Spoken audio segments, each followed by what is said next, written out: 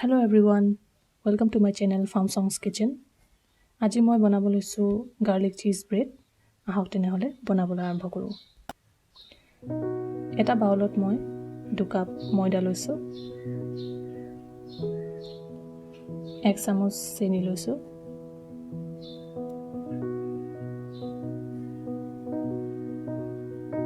1 চামুচ নিমখ,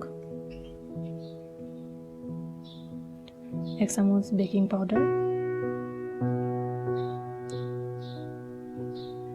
আৰু 1 চামুচ বেকিং সোডা। এইখিনি মই মিক্স কৰি লম আৰু এতিয়া এড কৰিম 1 চামুচ মিক্সড ইটালিয়ান হাৰ্বছ।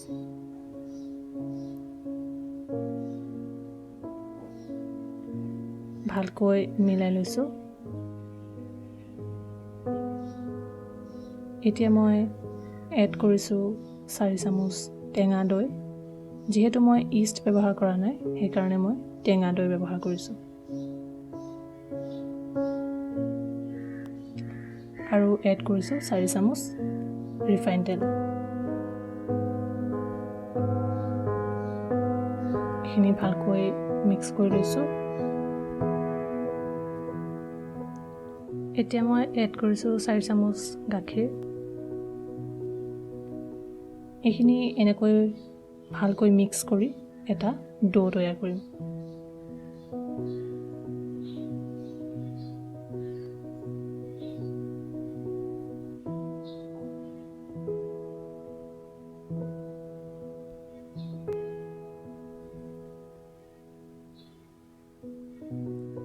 এতিয়া মই ডোটো মঠি লৈছো। এটা সফা সাৰফেসত প্ৰায় 15 মিনিটৰ কাৰণে মই ডোটো ভালকৈ মঠি লৈছো।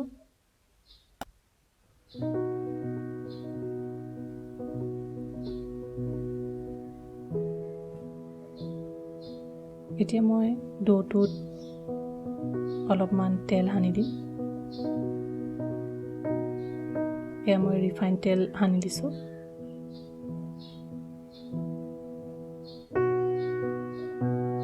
আৰু এখন কাপোৰেদি ঢাকি ডোটো মই 1 ঘণ্টাৰ কাৰণে এনেকৈ ৰাখি দিম।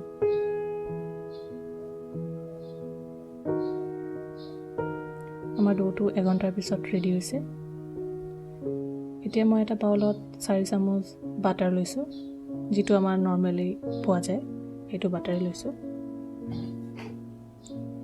ইয়াত এড কৰিছো 2 চামুচ মিক্সড ইটালিয়ান হাৰ্বছ। এটো বজাৰত আজিকালি ইজিলি এভেইলেবল হয়।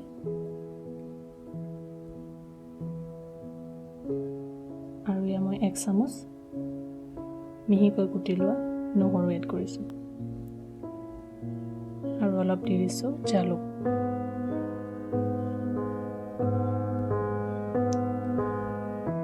এইখিনি মই ভালকৈ মিক্স কৰি লম।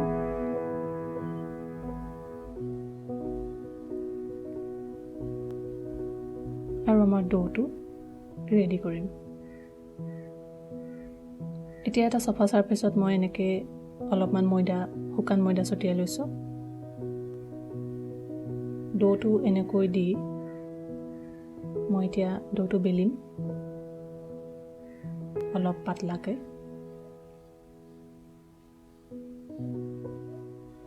ডোটো বেছি ডাঠো হ'ব নালাগে আৰু বেছি পাতলা হ'ব নালাগে।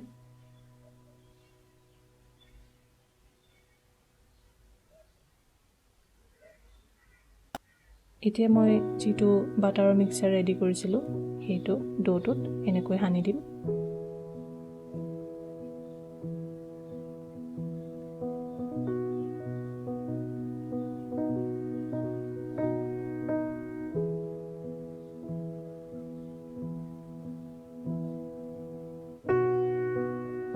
ব্ৰাছৰ সহায়ত মই এনেকৈ বাটাৰ মিক্সচাৰটো সানি দিছো।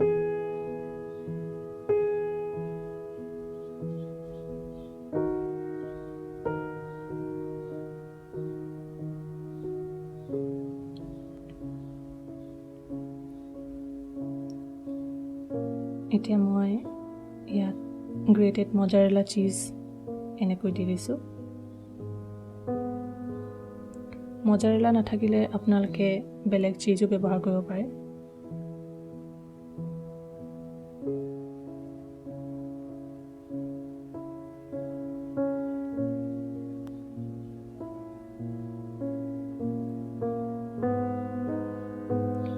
অলপমান মিহিকৈ কুটি লোৱা ধনিয়া ছটিয়াই দিছোঁ। আপোনালোকে ইয়াত চুইট কৰ্ণ আৰু কেপচিকামো দিব পাৰে। মোৰ ওচৰত বৰ্তমান যিহেতু নাই, মই এনেকৈ চিম্পলকৈ বনাইছোঁ। এতিয়া এড কৰিছোঁ মিহিকৈ কুটি লোৱা অলপ নহৰু।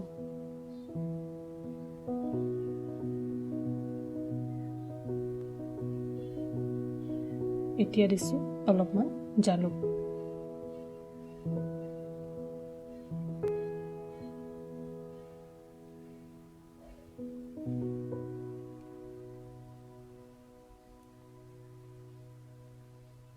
এতিয়া মই ছাইডত এনেকৈ অলপ পানী লগাই দিছোঁ।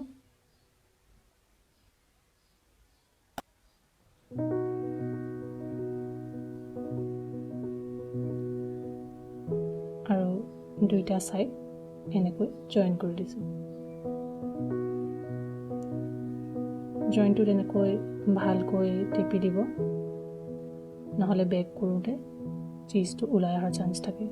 মই বেকিং ট্ৰেত এইটো এনেকৈ বহাই লৈছোঁ।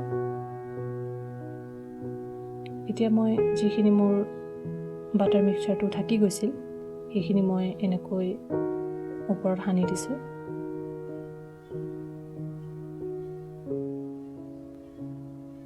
এক্সট্ৰা বাটাৰ আৰু মই ইউজ কৰা নাই, থাকি যোৱা বাটাৰখিনি এনেকৈ সানি দিছোঁ।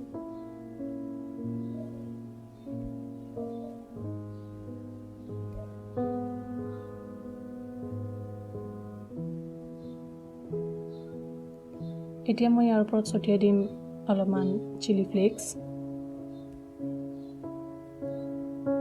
চিলি ফ্লেক্স আজিকালি বজাৰত সহজেই উপলব্ধ।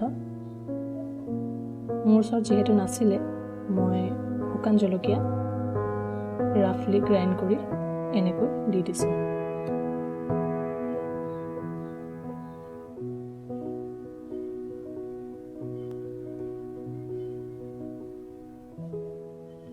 আৰু এতিয়া ছটিয়াই দিছোঁ অলপমান অৰেগানো,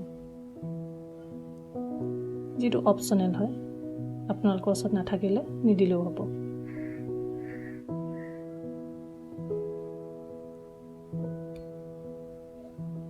এতিয়া মই এনেকৈ অলপ অলপকৈ কাটি দিছোঁ, চাব যাতে সম্পূৰ্ণ কাট খাই নাযায়।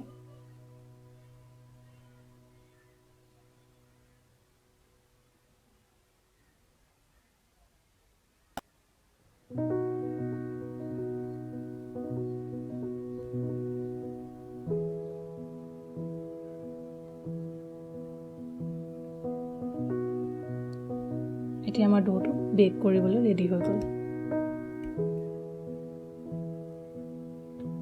মাইক্ৰৱেভ অভেনত মই 180 ডিগ্ৰী প্ৰিহিট কৰি লৈছোঁ আৰু ডোটো এনেকৈ বহাই দিছোঁ।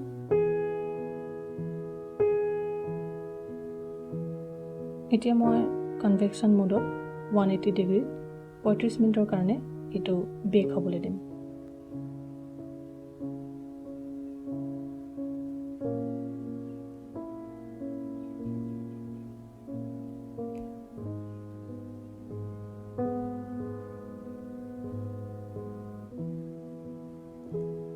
পঁয়ত্ৰিছ মিনিটৰ পিছত আমাৰ গাৰ্লিক চিজ ব্ৰেড ৰেডি হৈ গ'ল। খুবেই ধুনীয়া হৈছে।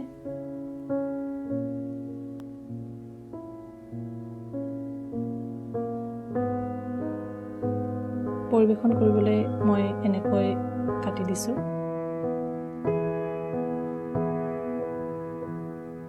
গৰমে গৰমে খালে বেছি ভাল লাগে।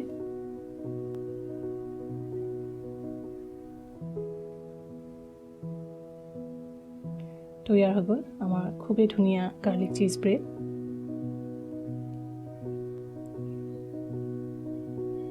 ভিডিঅ'টো চাই যদি আপোনালোকৰ ভাল লাগিছে তেনেহ'লে লাইক, শ্বেয়াৰ আৰু ছাবস্ক্ৰাইব কৰিবলৈ নাপাহৰিব। লগ পাম আমাৰ অন্য এটি ভিডিঅ'ত। ধন্যবাদ।